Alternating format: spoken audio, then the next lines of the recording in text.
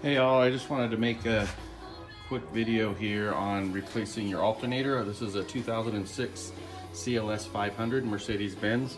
I was looking at videos for doing this, and most of the videos talked about how difficult it was to remove, actually remove the alternator once you got the bolts out.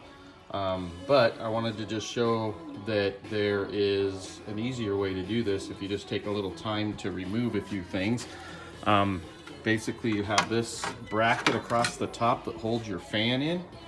There's just several screws, torque screws, that need to come out. There's a couple of these little pop rivets that you have to pop up. But with these are just a torque screw to pop these out. Very simple. Once you get that out, there's two clips. These are the clips here that hold the whole fan unit down in there. Here's the fan itself. And this just slides right out. Slides down into here. And these clips from the top, the bracket and these clips right here are what hold the thing down. So pop those clips out. There's a couple of hoses here that are just snapped into these plastic holders on here that you just need to pop out so it doesn't hold it up. Other than that, it comes right out. It's really easy. Now you can see there's tons of room. Also, I removed this, a couple of the radiator hoses, one from right here, and then the main top radiator hose from here. These are just, you just pop up these metal clips on here, and I'll show you. This is it right here. This is the main radiator hose. So it just goes in here like this. Really easy. You just push this down and that holds it in place. So taking it out, you pop this up with a screwdriver, then pop this out. You tuck it out of the way, and then you're good to go. You want to make sure you have a bucket like I do down there, because you're going to lose a lot of antifreeze. So you're going to need to replace that coolant. So now we just got these two female Torx bolts that need to come out, and it should pop right out. So I'll do that and I'll come back. I remove the bolts, and now it should just be a matter of prying it out. Falls right out. Piece of cake. So definitely recommend removing the fan. Oh no, it's down there. Gotta get the bottom out. There it goes. There it is. I think I got one nut to take off on the back for the electrical. Yep. I gotta remove this wire. I already got the plug undone. Got one more to do here, and as you can see, that'll easily lift right out of there. So, one other thing I forgot to mention, because I was already beyond that point, is you need to take your serpentine belt off, which is right here, and just loosen it up. And the way you do that is, if you can see down here, don't know if you can see that because I can't see, but there's a 17mm bolt there on the tensioner. You just put that on there, turn it counterclockwise, and it will loosen that tensioner, loosen the belt up, so that you can just slide it off of the, in my case, I just slid it off the alternator and then set it up here, and then I'll put it back on. So I'll show that when I put it back on, it'll make more sense. So anyway, let me get that screw off and I'll pull that out. Okay, got this one off. It's a 13mm, and this should lift right out.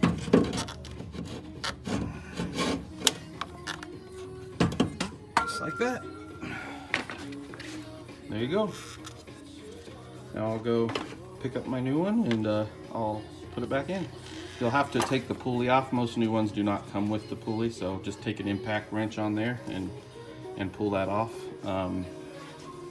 Other than that, this one has a bad voltage regulator, is what it's telling me. So since I actually replaced this like a year ago, it's still under warranty. So Otherwise, I would just place the voltage regulator, replace it, which is this right here. You pull this cover off and just replace this piece. So, oops, pull this cover off here, and you take these screws out, and you could just replace this piece where it plugs into here. And that's your voltage regulator. But I'm just going to replace the whole thing. Have to pull it out anyway. So, and it's free because it's under warranty.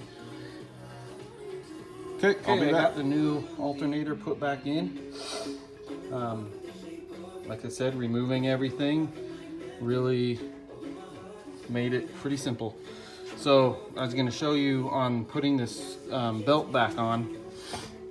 I have it here around the alternator. Everything else is routed like it should be. I never really moved it. All I did was take this piece off and then fold it back and move it out of the way. So all I got to do is get it up over this one right here. Now, like I said, you take a 17 millimeter on your tension pulley right there, and see if I can do this with one hand. But as you, let me set this down. As you push it counterclockwise, or turn it counterclockwise, you should be able to lift that up. I'm trying to get the camera here. Okay, so I'm gonna move this down, and that gives you plenty of slack. Let me show you. So as you can see here, I'm releasing the tension by moving this, and we have all kinds of slack now. There we go. And I can just lift this right up as I'm pushing this down, put it over there. Everything else is on like it should be. Make sure it's all straight. And then release the slack. Release the slack, everything is good to go. That's it. You can see there's some marks here on my little hammer marks from tapping it in, just because it's pretty tight fit, so you have to tap it in. But it's all good. Everything's back in. I'll show you in a minute how this fan goes back in. Okay, so I got this back in here, the fan. I can't do it with one hand, so I can't really show you, but you can see there's just a couple of little brackets down here that it sits on. No screws or anything, it just sits right on there. There's one there, and there's one on this side down there. And they just sit on it, and then you can see the whole thing is held up on top with these clips. So I mean, this I could literally pull out now. So all I do is just hook in the upper radiator hose back in, just stick that in, push the clip down, that'll hold it in tight. There's only one electrical connection on the fan, that's this guy. Plug it in, push it down till it clicks, we're good there. And then you have these clips that hold the fan in, and these just go on just like this. You have a little tab on the top of the fan. These clips just hold it down. This one, the same.